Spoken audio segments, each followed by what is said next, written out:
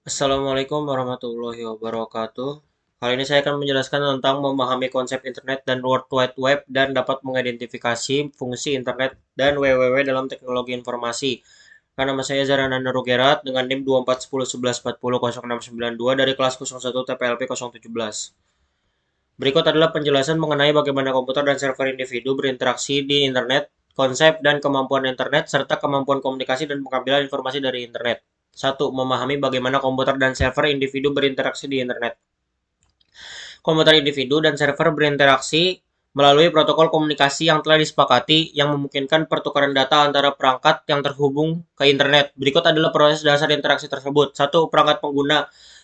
Komputer individu yang digunakan oleh pengguna disebut klien. Klien dapat berupa komputer pribadi, smartphone, atau perangkat lain yang terhubung ke internet. Klien mengirimkan permintaan request ke server untuk mengakses layanan atau informasi.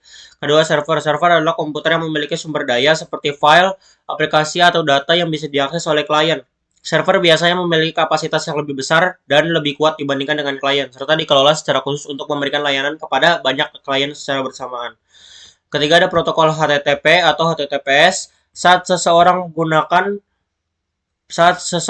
mengetik URL di browser klien mengirimkan permintaan HTTP atau HTTPS, Hypertext Transfer Protocol Secure, ke server yang menyimpan halaman web atau aplikasi yang diminta. Protokol ini memastikan data dapat dikirim dengan cara yang terstruktur. Kemudian ada proses permintaan dan respon, ada permintaan dari klien, pemrosesan oleh server, dan penerimaan oleh klien. Jadi permintaan dari klien, pemrosesan oleh server, penerimaan oleh klien. IP address dan DNS. Setiap perangkat di internet memiliki alamat unik yang disebut IP address. Untuk memudahkan, DNS digunakan untuk mengonversi nama domain seperti www.example.com menjadi alamat IP yang dapat dimengerti oleh perangkat keras jaringan. 2. Menjelaskan konsep dan kemampuan internet. Internet adalah jaringan global yang menghubungkan jutaan komputer, server, perangkat, dan sistem di seluruh dunia. Berikut adalah beberapa konsep dan kemampuan utama yang terkait dengan internet. 1. Jaringan terdesentralisasi. Internet adalah jaringan yang terdesentralisasi, artinya tidak ada satu titik pusat pengendalian.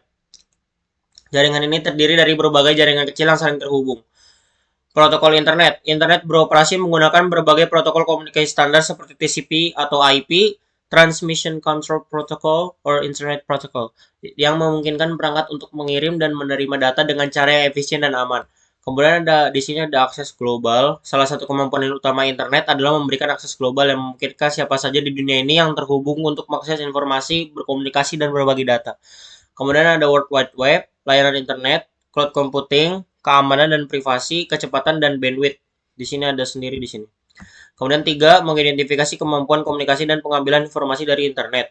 Pengambilan informasi merujuk pada proses mencari, menemukan, dan memperoleh informasi yang relevan dari internet. Berikut adalah beberapa kemampuan yang digunakan untuk pengambilan informasi. Pertama, ada Search engines. Mesin pencari seperti Google, Bing, dan Yahoo memungkinkan pengguna untuk mencari informasi di web dengan mengetikkan kata kunci atau frasa. Mesin pencari menggunakan algoritma kompleks untuk memindai, mengindeks, dan mengurutkan miliaran halaman web berdasarkan relevansi terhadap query pengguna.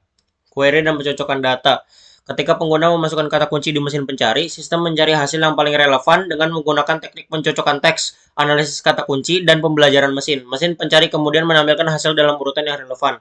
Kemudian ada metode pengambilan informasi, yaitu pencarian berdasarkan kata kunci. Pengguna memasukkan kunci atau frasa untuk menemukan informasi yang terkait. Kemudian pencarian berdasarkan lokasi. Mesin pencari dapat memberikan hasil yang lebih relevan berdasarkan lokasi geografis pengguna.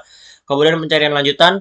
Banyak mesin pencari menawarkan fitur pencarian lanjutan yang memungkinkan pengguna untuk memfilter hasil berdasarkan tanggal, tipe, file, atau kategori tertentu. Kemudian di sini ada sumber informasi, komunikasi real time, akses ke data terstruktur dan tidak terstruktur, sosial dan kolaboratif, API, Application Programming Interface. Secara keseluruhan, internet memfasilitasi komunikasi yang efisien dan pengambilan informasi dengan berbagai alat dan teknologi dari mesin pencari hingga platform sosial dari API dan API. Ini memberikan cara bagi individu dan organisasi untuk mengakses pengetahuan, berbagi ide, dan mengambil keputusan berdasarkan data yang tersedia secara global. Mungkin itu saja dari saya. Wassalamualaikum warahmatullahi wabarakatuh.